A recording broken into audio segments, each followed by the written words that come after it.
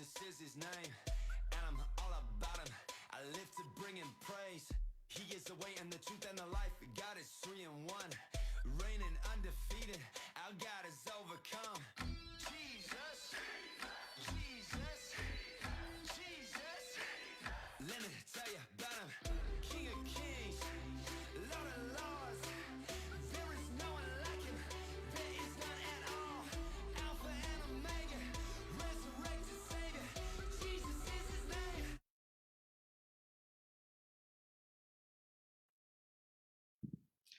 Hello and welcome to Workplace at the River, where we empower lives at the workplace. My name is Joel and I'm part of the team at Workplace at the River, and I'd like to welcome all of you to our Thursday Biz Talk, talks that will empower you at the workplace.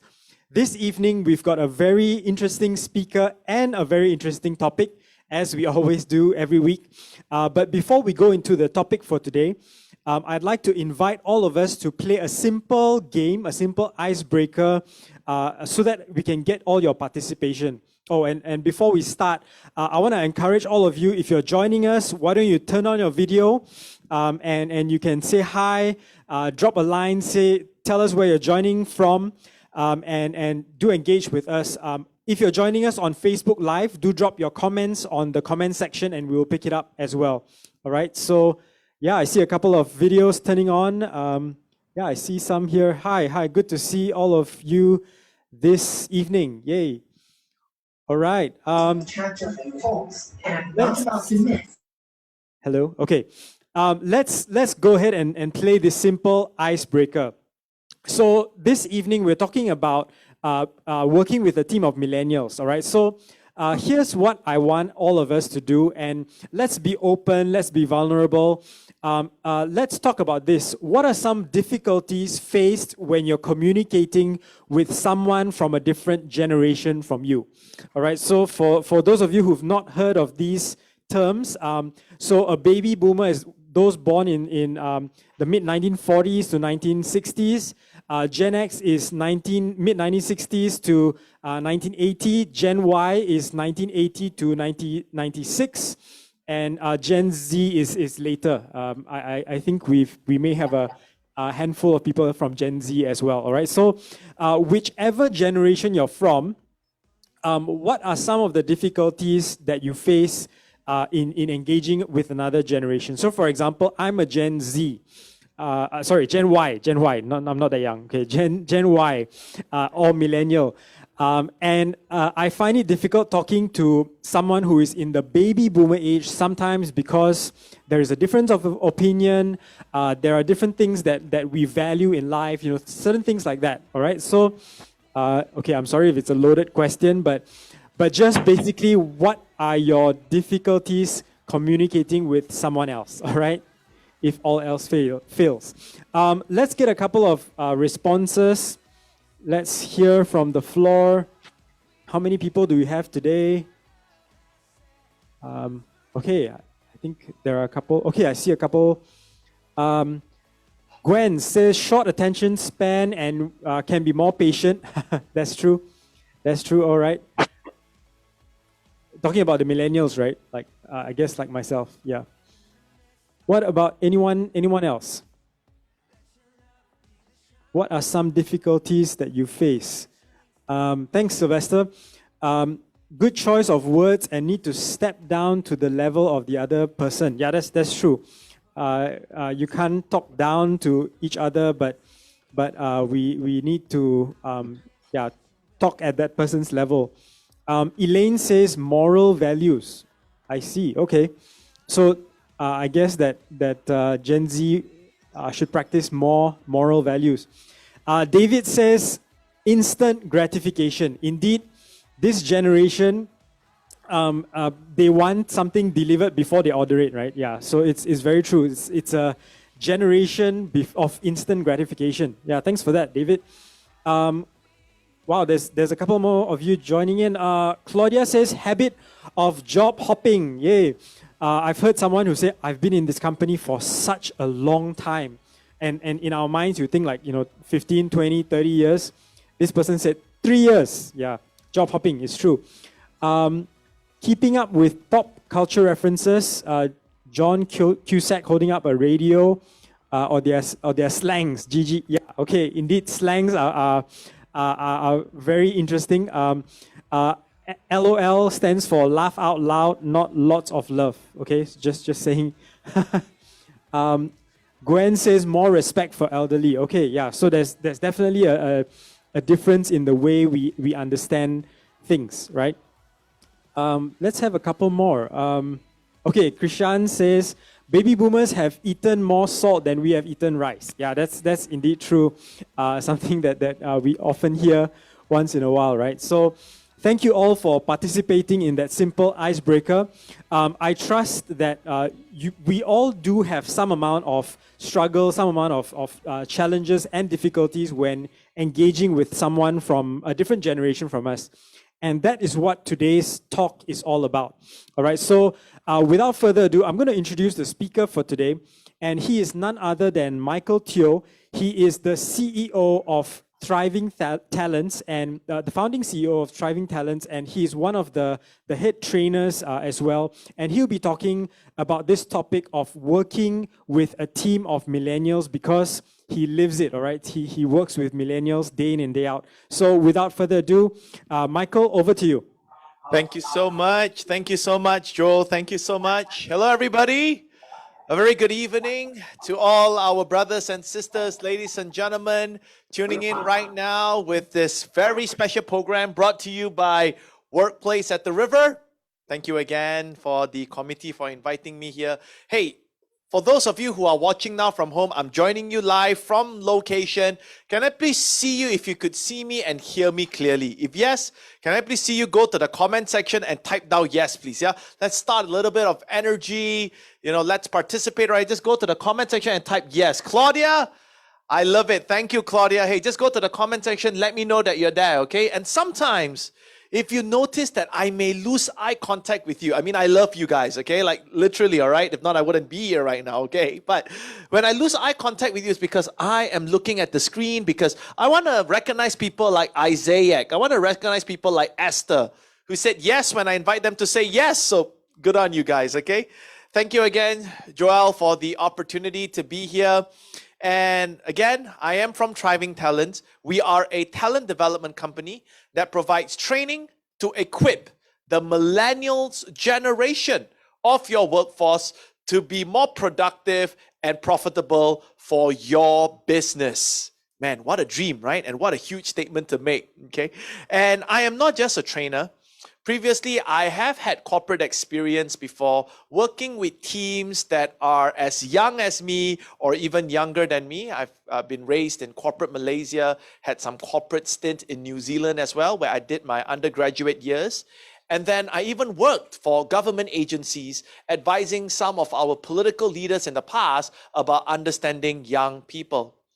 Hence why today, our topic, working with a team of millennials. I just want to check with all of you, okay? How many of you here, because of your job, your business, or you're in your organization, you are working with a group of millennials? Now, before you get confused and say, millennials sound so familiar. Are they Gen Y? Are they Gen Z? Do they come after the atomic generation, the Avengers generation, the Iron Man generation?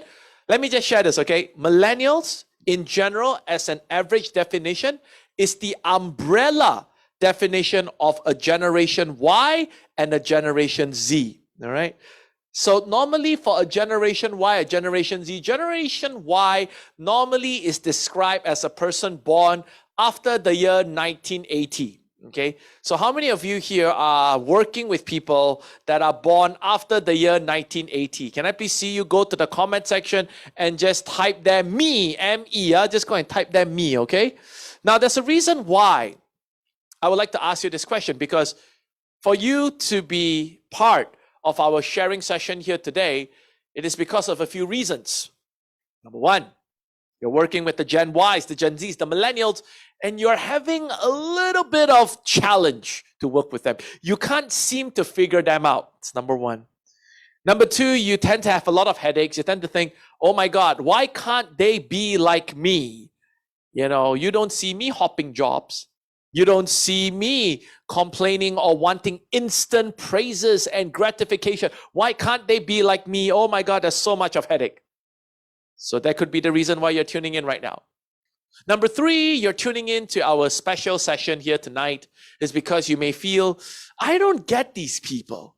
I have already told them what I want. I gave them the key performance indicators, the KPIs, yet they are not delivering. They are thinking about just fun times, praises. So for any of you having any of those challenges, that's why I'm here to set things straight. All right.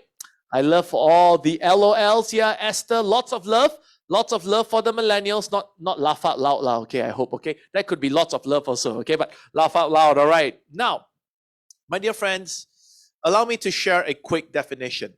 I've been hired by Fortune 500 companies across 41 countries to work with their managers to decode, to understand, to motivate the millennials generation.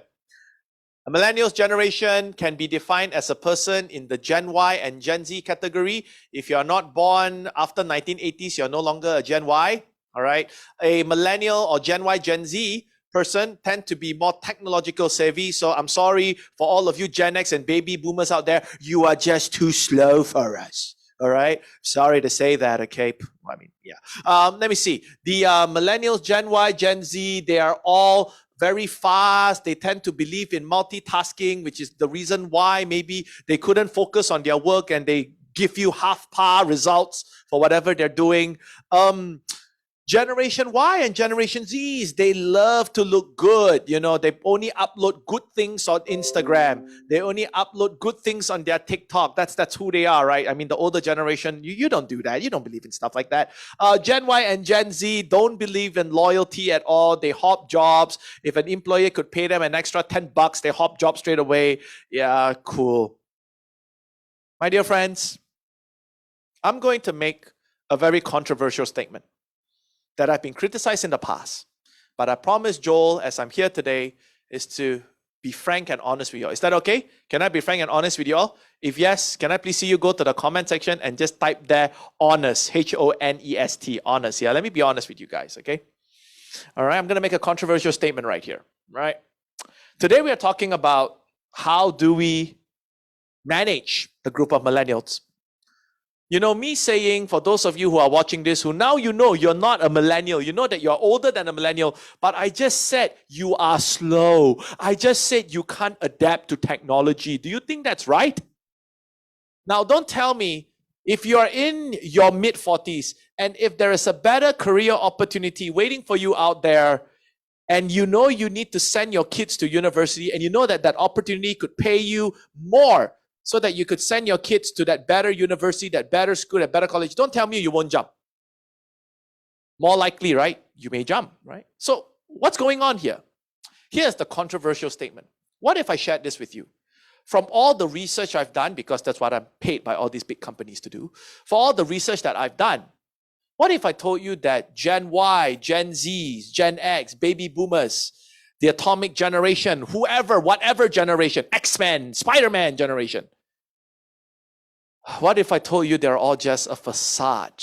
It's smokes and mirrors. What do I mean by that? You could have a 42-year-old guy who's obviously not a Gen Y, but because he has higher disposable income, hence he's able to buy a better phone. And because he has a better phone, he is seen to be more advanced, more sophisticated, more modern than your typical Gen Y who is unable to afford the latest iPhone. Am I right to say that? So who are we to say that the older generation lacks adaptability to new technology? So what I'm saying here is Gen Y, Gen Z, Gen X, baby boomer, these are all labels that have been created by advertisers and marketeers so that they could sell all of us better. Think about it. A BMW, I love BMW advertisements, you know, they always sport the most dashing men and women, and normally they are quite young because BMW is trying to tell you, hey, if you're young, you're successful, you should be driving a BMW. Don't drive a Mercedes, which is driven by your dad or your uncle, right? And then a Rolls Royce would say, hey, if you're old, you don't even need to drive a Rolls Royce. You should have a driver driving it for you, right? So again, I want to get this clear. I want to get this clear where if you want to understand working with a group of millennials, the first thing you have to do is to program your mindset to keep telling yourself, remove that stereotype. remove that biasness. You may have heard that millennials, they like to hop around jobs, but that doesn't mean the next millennial that is bound to walk through your office door is not going to be loyal to you. The only reason they are not going to be loyal to you is not because they like to hop jobs, it's because maybe it's something to do with your leadership, something to do with the way how you run your organization. Am I making sense so far, my dear friends? Yeah. I'm not here to tell you Gen Ys behave this way, Gen X behave this way, deal with it. You don't need me here. Joel doesn't need me here for that. You could go and Google right now. Gen Y characteristics is all there, but I can assure you they are all inaccurate. The biggest fatal thing you could have done is to be biased to stereotype. So don't stereotype. Having said that, so you'll be wondering, Michael, so that's cool. So you're saying that millennials, Gen Y, Gen Z, do not stereotype them. So what must we do? Here is my suggestion. Always look at a person as a human being. Always look at the person as a unique person, where you have to understand it takes time for you to get to know them. It takes time for them to get to know you. So when was the last time you had a conversation with your kids? When was the last time you had a conversation with your millennial team members? Asking them questions. How was their day? Really understanding what are their aspirations. Now that is level 1. Let's talk about level 2. Level 2 right here, some people say, but Michael, there's so many research done outside about characterizing the Gen Ys, the Gen Zs, the millennials as a whole. What do you say about that? You see, we as human beings, we live in a herd mentality. We like to believe that we are not alone. We like to believe we are not left out. We want to follow the trend. And because there are so many research that is being done about the Gen Y, the Gen Zs, that would say that, hey, as a Gen Y, you should be using an iPhone. You should not be using an Oppo because Oppo is for old people, some may say, right? So because they want to follow the herd mentality, so all the Gen Ys and the Gen Zs tend to gravitate towards, I want to use an iPhone. I may not be able to afford it, but I saw all my friends around my age group using it. I think it's good for me too.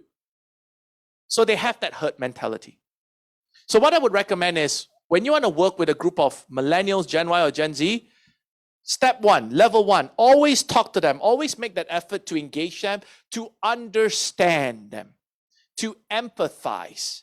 All right, share with them your stories. Okay, that's number 1, level 1. Level 2, you then move on towards then cross-checking. Okay, I've read somewhere, I've heard this talk from Michael Teoh that Gen Ys are very technologically savvy. Is it true? And then you do a check back. Okay? Very good, my dear friends? Okay, so just wanted to share that with all of you right now. Now, here's the question. How do you still work with the millennials in the workplace? I would like to bring us all back to a classic model that was popularized by this academician, this professor called Tuckman. All right. Now, there is something called the Tuckmans Model, which would detail 4 stages of a team's development, because we're all here to learn about how to work with a team of millennials. The 4 stages are forming, storming, norming, performing. What do I mean by this? Forming. Forming is when all your team members get along, you gather and you're there, you are starting a meeting with them, you're going to outline what are your business goals, what are your company goals, what's your personal goal as their leader, as their manager. Now notice this, during the forming stage, 2 emotions will be very, very obvious. Emotion number 1, your millennials, your Gen Y, your Gen Zs could be quite excited to be in that meeting with you for that opportunity. Or there could be a second emotion that they may feel. The second emotion is the emotion of fear, envy, emotion of doubt. Now, it is during the forming stage that you have to be absolutely clear with what you want your millennials, your Gen Y, your Gen Z to understand. You need to be absolutely specific with what you want them to do. For example, if you were to tell them, I want you to increase our company's efficiency by 20%. What's 20%? 20%. Does it mean that if you're in customer service, you're picking up the phone call? Does it mean that you are cutting down your talking time from 4 minutes to 2 minutes? Define it for them. Define it for them, give them clarity. That's the forming stage. Now, according to Tuckman, when you're in the forming stage, the motivation of your team members, the millennials, they're going to be okay. It's all right. I mean, some are excited, some are doubtful. It's okay. It's in balance. However, Tuckman would always argue it is unavoidable, my dear friends. You will definitely come down to the storming stage. Their motivation will be dragged down to the storming stage. Now, what is the storming stage? The storming stage is when you realize a storm is coming, a storm is brewing. You realize that there are conflicts now in the team. You realize that there are some people who are lagging behind.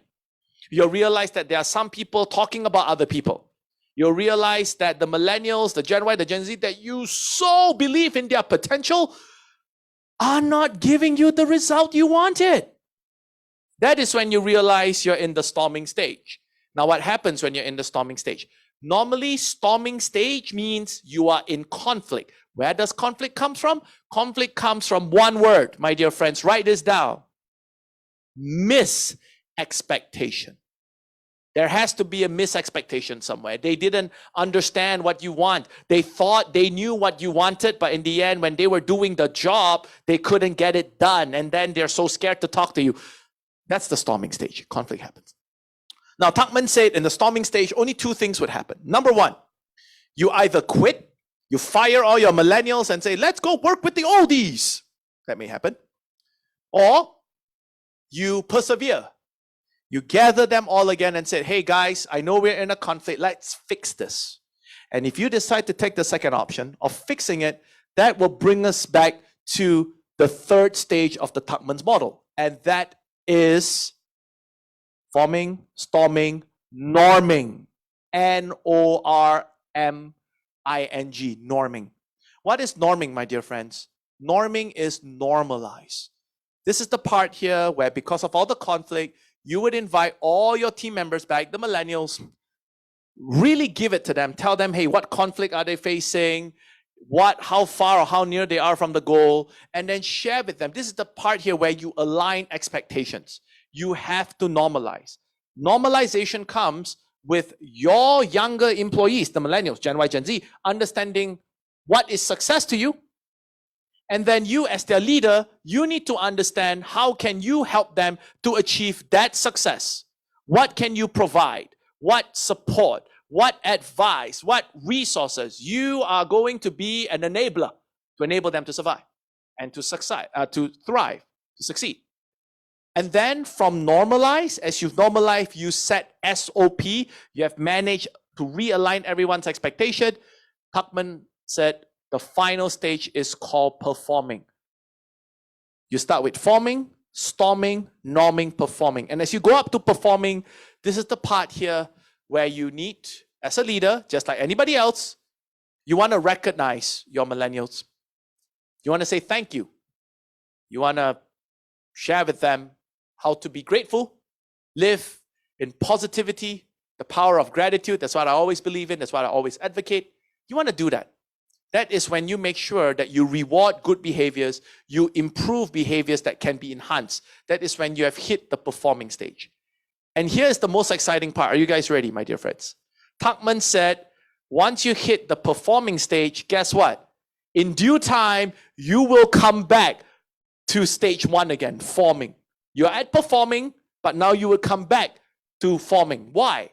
It is because when there's a new team member, or when there's a new opportunity, there's a new project, there's a new setup, there's a new realization, your team may come back to the start of forming again. You need to get to know them, align them again. But guess what? Don't be disheartened.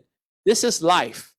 At the end of the day, the tools that I've given you, forming, storming, norming, performing, allows you as a manager, as a leader, to learn the most powerful skill of any great leaders. And what is that skill? The skill of anticipation. There is a saying, my dear brothers and sisters, the average leaders react to problems. The great leaders anticipate them and respond accordingly. This is a snapshot of what I would recommend for you to do to create a cohesive team of millennials, Gen Y, Gen Zs working with you. Do not look at their differences. Do not be swayed away by stereotypical labels that have been labeled on them. Have an open mind.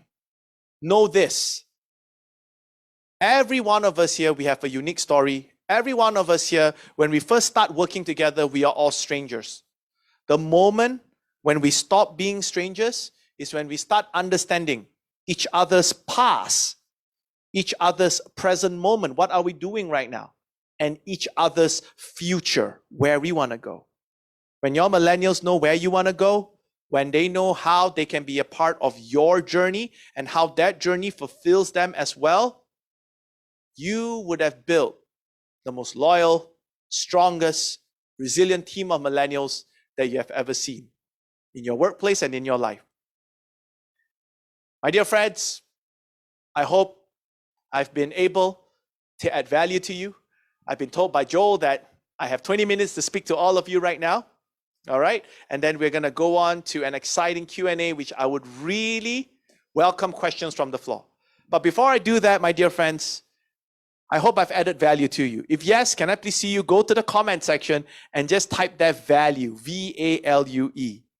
Yeah? I want to give you a concept so you know your mindset. That you know, hey, if there's conflict in your team, it's normal. Congratulations, you are in the storming stage. Now, how do you move to the norming stage? Normalize. And then, how do you move on to the performing stage? You recognize, you say thank you, you reward behaviors that you want to see. Thank you all, Jesse, Elaine, for the kind feedback. All right, I know that there are a lot of people typing more value. Just go to the comment section and type that value.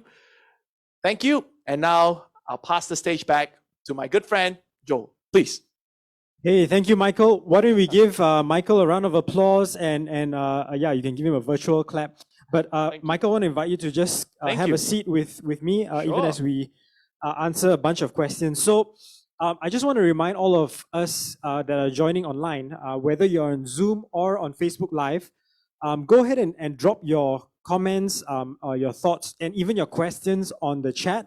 And I'm sure Michael will pick it up. Oh, yes. And yeah, just go ahead and drop it. And I'm sure there's been a bunch of handles that Michael brought up with the whole forming, norming, storming, and forming, storming, norming, and performing, right? Which actually I learned in management many years ago. Yeah, so it still works today. It's still relevant today. So go ahead and ask your questions, but I'm going to ask a bunch of questions that I have here. Oh, fantastic. Let's go. So yeah, ready for this? Let's go. Let's go. So you talked a little bit about the difference in understanding different things. So how do we overcome the fact that many of our bosses or even our parents, discussing this, they came from a generation which was trained, which was taught in a certain way. Like if you want to do this, do it in this way. There's this way to do it. And if they're doing something new, it's always they need to go and figure it out, read it up for themselves, that kind of thing. So there was a way that they were already taught, and for lack of a better word, they probably don't know any better, and that's why they are doing the same to their employees, to their children, things like that. So how do we overcome this barrier, this difference in communication style? I'm always a believer of a principle, Joel, and to all of you watching this right now, our reality is created not only through our physical actions in the physical world. Our reality is created twice. It's cliche, I know, but the saying goes, our reality is created from our own actions for the first time. But before that first time, our reality is first implanted in our mind. So why am I saying this as a context? So I understand about, let's say, the millennials generation. You're ambitious. You're like, oh my goodness, but my boss just don't get me. All right. So one of the things you want to do is that the first thing you got to ask yourself in your mind is empathy. Do I have empathy? In a sense where, I could be thinking that, oh my God, why do my bosses not see the point I'm trying to communicate? And we're all human beings, Joel. We're all human beings, right? It's normal to feel frustrated. It's okay. It's normal to feel negative. It's normal to feel it's not fair. It's normal to feel, why is my boss so old-fashioned? But guess what? Now here's the trick. The trick is, how long do you want to feel negative? How long do you want to sulk on it? Now, if you are a trained practitioner, and this is even something I'm still working on, you would shorten or reduce the time of you feeling negative, feeling all defeated and lousy, feeling all sulky about it. You would reduce that time with practice. If you say, oh my God, when I hear a bad news, I would sulk for the entire day, but now you reduce it to 2 hours. Great. If you want to be a better practitioner, reduce it down to 30 minutes, 10 minutes, 5 minutes. When you're able to master your emotion, and you're able to channel your focus, knowing that if you channel your focus to that negative thought that why is my boss so bad? Why are my parents not getting me? That's not going to get you anywhere. That's going to just pull you down the slippery slope of demotivation, of not knowing what to do, of feeling frustrated, right? Get yourself out of that pit. Get yourself out of that pit. Just make a decision. Okay, that's it. I've been sulking over this for the past 15 minutes. I'm going to change my life right now. Now, let me take a deep breath 3 times, and then let me try to understand, why do I think my boss would think of that thing like that? Why would he say that? Now, why? This is to give peace to yourself first. You need to take care of yourself. A lot of people say, Michael, how do I communicate with my older bosses, my elder parents? I said, number one, you got to communicate with yourself. Because if you do not find peace with yourself, you could say whatever you want to say. People are not going to get convinced by it. People will find you're a phony. People will find you're a fake. You can't even trust your own words. So first, you need to understand, make peace with yourself first. Understand that, okay, my parents, my bosses, they're different from me. I may not agree with the way how they do things, but I'm a better man. I'm a bigger man. So what I'm going to do right now is that I'm going to think, if I were in their shoes, what have they gone through? Why would they think that way? Right? And this is funny. A lot of Gen X bosses that I work with, they say, my God, Gen Ys, they give me the headache. And when I interview their baby boomers, so baby boomers comes before Gen X. And the baby boomers would say, man, the Gen Xers, they gave me a lot of headache. So again, I would say, number one, understand yourself. And then number two, once you understand yourself, you empathize with the other person, your language would change, your body language would change, your behavior would change. The way you speak to them will not come from a place of frustration. It would come from a place of trying to understand. It will come from a place of love. It will come from a place of a kinder emotion rather than frustration. So that is what I would recommend. That's step by step. All right, thank you, Michael. So in summary, it's basically just take a step back, take a breather, don't react, but try and understand where the other person is coming from. I like what you said about putting yourself in the other person's shoes, right? Right. I think that's the most important thing. That was just the first question. I think there's a couple more. Go this ahead. is coming from Jesse. Hey, Jesse. Yeah, so Jesse Rinkenberger, and he asked this, what is the one main motivator to foster loyalty for millennials, and what actions in bosses kills loyalty? So I presume that he's talking about, how millennials tend to jump from one job to the other, with seeking a better prospect in life, things like that. And I think their short is much shorter than the previous generation's short. Like I think, I've been here for a long time, 30 years. But for a millennial, like I shared earlier, 3 years, it's a long time already. Right. So how do you differentiate, and how do you foster loyalty among millennials? One word, culture. Your company's culture. And your company's culture has a few moving parts. Number one, it could be your leadership style. You as their leader, do they still believe in that vision that you have for them? Number two, it would also be the culture of the team. Oftentimes, a millennial would jump from a job to another job. Sure, they have shorter attention span. Why are the baby boomers and Gen Xers, why do they stay in a job longer? You have to know it has something to do with history. Because historically, the Gen X and the baby boomers, when they were out there looking for jobs, number one, a lot of countries in the world were maturing. Malaysia, we achieved independence. That was when the baby boomers and the Gen X came into the workforce. And then during that time, we were told by our much older parents, hey, son, daughter, if you have a job, it's like your porcelain rice bowl. Don't break your porcelain rice bowl because we have just came out from a war. We've came out from the communist insurgent. There are a lot of uncertainties. But I think for the Generation Ys and the Generation Zs, we are born at an age where we enjoy prosperity. We enjoy a peaceful era. And because of that, we are rather, I would say, I wouldn't use the word spoiled, but we have never seen the world that our forefathers have been through. All right. So maybe that may have set our expectation. Okay. Number two is, of course, accessibility.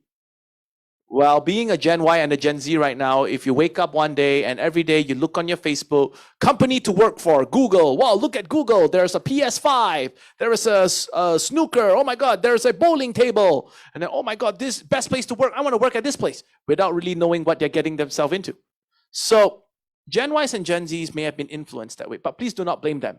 If you want to know how to retain them, it all comes down to your culture. Do you have a healthy culture? Sometimes you believe you do, but the best way to know that is to really talk to your teams, to really talk to your employees, to talk to your association members, if you're leading associations, movements, right? Talk to them, understand, ask them, what makes a culture that would let them stay?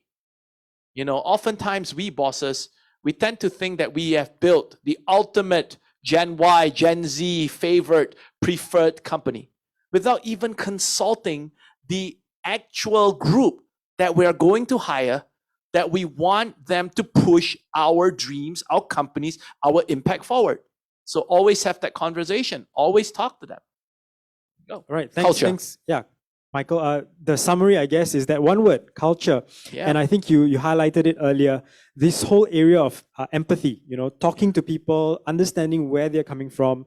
And these things go both ways, right? It's the older generation to the younger to the older as well. Thank you for that. I think, I hope Jesse's question was answered. Hey, Jesse, well. yeah. If we have answered your question, can we please see you go to the comment section and just type, well, she typed thanks. Yeah, all Jesse, right. I was going to say, hey, type hooray or something. Good stuff, good stuff. Thanks, Jesse, for that. I'm going to go to another question. So we are right in the middle of this pandemic. I mean, things are getting better with the vaccine and all coming in. God bless, yeah. Yeah, thank God for that. So it was thought that at the start of the pandemic, millennials would be the one that adapt the fastest with everything going online, having to do video conferencing, which the whole world kind of had to do with no choice. But it seems that the millennials are the ones that are suffering from digital fatigue, Zoom fatigue. We've got this term here that we've heard of. We are becoming Zombies, right? Zombies, yeah. So why is that? And how can we? I mean, after a year, actually, it's exactly 1 year for us here in Malaysia. How can we overcome this digital fatigue, this Zoom fatigue, knowing that this pandemic is going to last for a little while more. The vaccine is here, but this way of working is going to stay for a little while more. Yeah, how can we overcome this? I believe one of the biggest things that a lot of people want right now but can't get is engagement. And what I mean engagement, they just want to have a conversation. And I know I mentioned conversation a lot, but if you're a leader, if you're a manager, if you're a boss, call in to your employee. And again, this is not, I don't want to say this is a Gen Y problem, a Gen Z. It's everyone's problem. We want some love. We want to know that we are significant to a person's life, especially our boss's life, our spouse's life, our community's life, right? So we want that. So sometimes us as leaders, it's as simple as us calling, checking on a person, making an effort. Even though if you can't meet them face to face, if they're overseas, making an effort to have a wine tasting night that is done virtually via Zoom, as an example, that could be one of it. If you look at a biological perspective of how to cure Zoom fatigue or digital fatigue, it's easy. Remove yourself from that technological monstrosity, that technological device. Just get yourself out of there. Go out, take a walk, look at nature, play sports with your loved ones that are living in your same house. Just do that. One thing that happened to me during this MCO, movement control order here in Malaysia, is that I had the chance to rekindle an old, long forgotten hobby with my dad, and that was playing badminton. And I recalled that, I started playing badminton with him just January of this year because we were forced into the second MCO. And I remember my dad. So when I got the racket and I gave it to him, I said, "Dad, let's go play badminton." And he just said, "Son," so I'm 34 this year. He said, "Son, the last time you have picked up a racket, you know how old you were?" And I'm like, "I don't think it's that long, right? I'm a very good son." "Son, you were 8 years old." I didn't know what to say. And now I play badminton nearly every day with my dad. I love him to bits. And I had digital fatigue. I'm like, I can't look at a Zoom call anymore or Microsoft Teams, Cisco WebEx. And I'm a trainer. I'm a facilitator. I train companies, right? Long hours every day. I just remove myself from any technological disturbance or distraction and just went back to nature, went back to family, went back to working out. That's what I did. So to answer that question, just remove yourself from the technological distractions. Right. Thanks, Michael. I think it's a technological detox, right? Yeah. Basically, well, we've got one comment from Krishan because he's Right. right here. Basically, he plays badminton, so I think Nice. you've piqued someone's interest, and I think you've piqued some more of our audience members' interest as well with playing that. So do that. Take Yeah. yourself away from the tech, the device, the screen, and go and look at nature. Go and meet a family member. If you stay in the same house, great. But if not, you can cycle to the house or something. Yeah. If I can add on that, Joel, this is something that I've learned just yesterday from this coach called Jim Quick. Now, for those of you who do not know who Jim Quick is, he is the world's renowned memory coach. He coaches people like Oprah Winfrey. He coaches people like President Bill Clinton, on enhancing their memory. And the video that I watched yesterday, he said, if you want to change your life during this pandemic, you need to have a digital detox. But how do you have it? He said, what's the first thing you do when you first wake up in the morning? 90% of the people will be taking their Facebook, will be taking their phone, looking at their Instagram. You are training your brain to be reactive towards external stimulus. Where else we as human beings, we have been programmed, we should have the tenacity and the resilience. Do not rely on external stimulus. But because we are hardwired, where every morning we wake up, we need to look at Facebook, we need to look at Instagram. And please, we pray to God that when we open our Facebook or Instagram, it's only good messages. What happens if we get a bad message? What happens if our favorite football team had just lost the match last night? It will ruin our day because that is how you have started your day. You started your day relying on an external stimulus, technology, that you don't really need. That's number one. And number two, because if you start your day feeling lousy, it's the momentum, and the momentum is going to be lousy. It's going to be lousy momentum where when you try to work with your team, you try to talk to them, they can feel your energy. When they can feel your energy, they know that you're not committed, you're not really in your A game today. Why should they be in their A game for you? So that's something that I've learned as well yesterday. So I think this should be a bonus idea for all of you. If you have been getting some value right here, go to the comment section and type their value. Okay, guys? If you're getting value, go and type that value. Go ahead. All right, let's see a couple of values there as well. Thanks for that, Michael. Thank you. I think it's really important. We've just been learning how important digital detox is. Yeah, thanks for that. So one more about the pandemic, and we're running a little low on time, but let's try and cover this last question. Sure. So I think this pandemic, it has really tested relationships between the generations. I mean, we talked about baby boomers, Gen X, Y, and Z, and what have you. There's the Generation Alpha and all that, right? So how do we restore these relationships to not just to have a working relationship, but to have a good relationship between one another and moving forward? Because eventually things will tone down, things will become better. But there's still that little bit of strain in the relationship. So how do we make things better for the next phase, for the next season moving forward? 3 E's. 3 E's. Head to the comment section and type down 3 E's, guys. Type it down. 3 E's. The first E is this: expectation.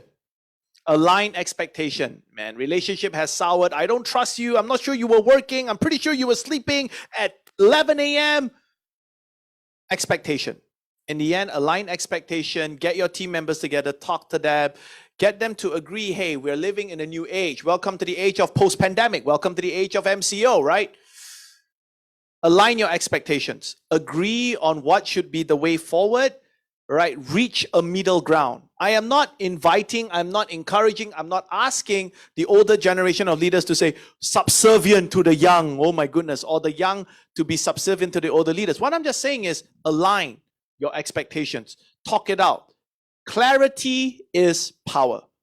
The moment they are clear, you are clear of each other's expectation, you agree upon what's the next step forward, that is how you're going to push the agenda forward. That's how you're going to do it. Number 2, the second E, from expectation, we come down to empathy. You want to repair any strained relationship? Good. First thing you have to ask yourself, are you ready to empathize with the other person? Could be the older person, could be the younger person, to really understand what they may have gone through. If you don't understand, ask them. All right? So empathy. Try to think on their shoes, take care of your emotions, just put yourself at a positive state, positive emotion when you interact with them.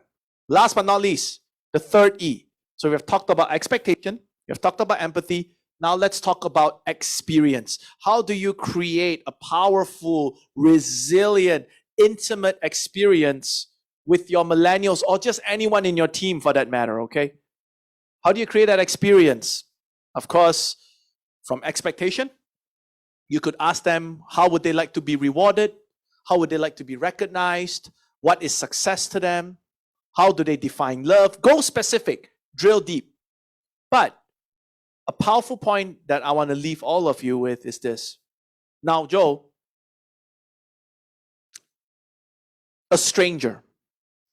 You would call someone a stranger, and that person, you would describe that person as, I don't really know him, hence he's a stranger, right? Now, what if a person comes up to you and shared with you his past, what he has been doing? He shares with you about his present, what he is currently doing. What are his struggles? What are his successes? And he shares with you his aspirations, his dreams for the future. Now, if a person shares the past, present, future with you, do you think he's still like a stranger to you? Or would you think that you know him a little bit more? A little bit more, right? That's the formula. So if you're talking to your younger team members, my question to you is, have you shared with them your perspective? Why are you behaving certain ways? Because of your past. And because of your past, it has actually molded you to behave in the present. But now, for you to get to the future, you now need to ask them, be open.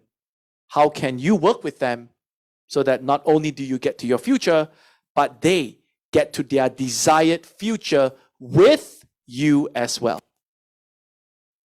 I would sum it up with the 3 E's. All right, thank you. Thank you, Michael, for that. So it's expectations, empathy, and experience. There you go. The 3 E's. So remember that.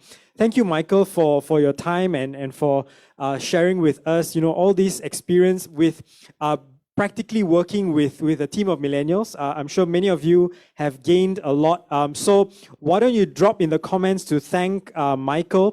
Thank you. But before he takes his leave, Michael, I'm going to just ask you, why don't you share one nugget of wisdom for all of us, just something in closing that you want to leave with all of us just before we end for today. Go ahead. I would love to share with all of you that I'm very thankful, very grateful for this time, Joel, for being here. And I am passionate in developing people. I'm passionate in helping organizations to motivate, to rally, and to bridge the generation gap. That's what I do best. I love to motivate people so that they can unleash their potential, so that they can be a better version compared to when I first met them. And if you were to ask me, what is that one thing? Because I work with many companies, I give a lot of talks, I do a lot of consulting, a lot of coaching, of training. I meet a lot of young people who have high aspirations. They are young professionals working in firms, and they're like, I'm going to take over my boss's job in 2 years. And I'm 25. Yeah, I'm going to be general manager at the age of 27. That's all good. Nothing wrong with that. But the thing that I regret seeing is after 2 years, when that particular person did not manage to achieve his goal of becoming general manager, of taking over his boss's place, he falls into depression. He's like, Michael, I think I'm stupid. I think I'm not enough.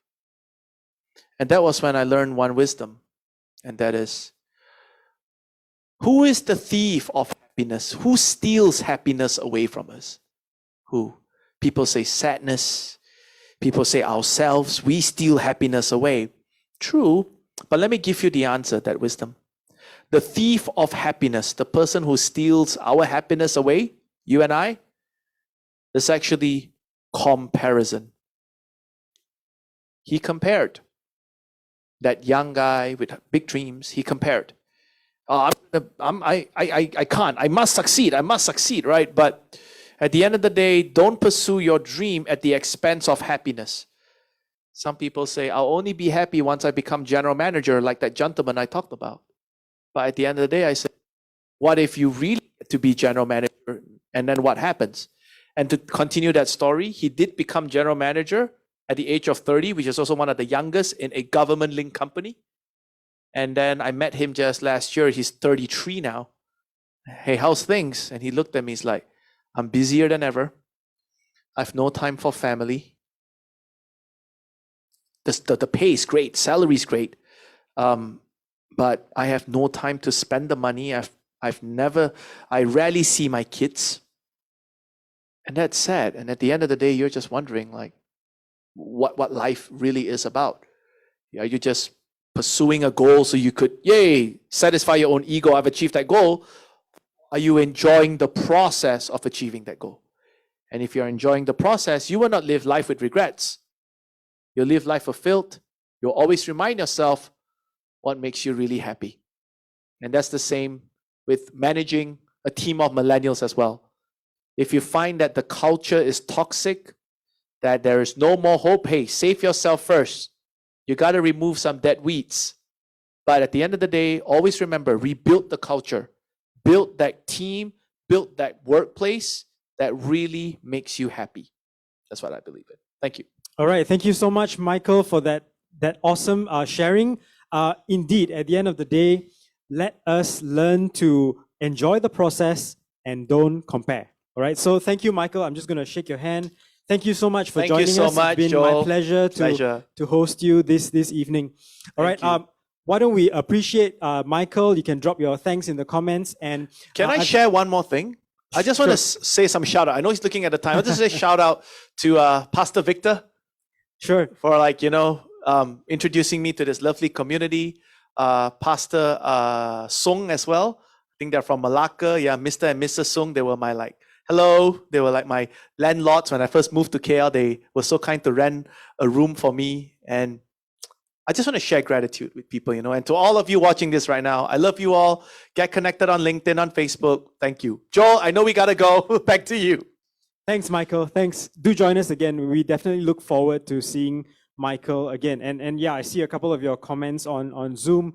Keep them coming, and we will definitely invite Michael back again. Thank you all for joining us this evening. We've come to the end of the Biz Talk. I just want to highlight a couple of things for us, for our reference. For those of you who would like to connect with us, you can go on to this link, tiny.cc/waterconnect. You can drop your thoughts, your opinions, as well as if you have got any idea of what talks you want to hear, and any topics that you'd like to hear from us here at Workplace at the River, go ahead and type in your details at tiny.cc/waterconnect. All right. And next is, all right, this is the schedule of what's going to happen this month. So we are the third week of this month. We've just completed our Biz Talk. Next week, we will have a live talk. And for those of you who are joining us for the first time, A live talk is when we talk about different topics in life, and after that we'll have a short time of connecting. Earlier we heard from Michael that we want to hear each other out, so that's what we're going to do right after this live talk. So the topic is Chinese culture and the Christian faith, and we are going to get I Ching Thomas, who is the author of Jesus, The Path to Human Flourishing, the Gospel for the Cultural Chinese. So it's a very interesting topic that we are hearing from her as well. So that's happening next week. Go ahead and sign up at the link on screen. Also, right after this, we're going to have a church service for those of you who are joining us. For those of you who are on Zoom, just stay on this link for a while and our service will start soon. Just go ahead for a comfort break. And yes, I will be speaking. I'll be sharing with all of you this evening. All right, so those of you on Zoom, just stay on the link for a while and we will join you shortly. For those of you on Facebook, those joining on Facebook Live, you will need to just refresh the page and you will be given a new video link that you can join us as well. Thank you all. It's been my pleasure to host all of you. My name is Joel and I'm part of the team at Workplace at the River.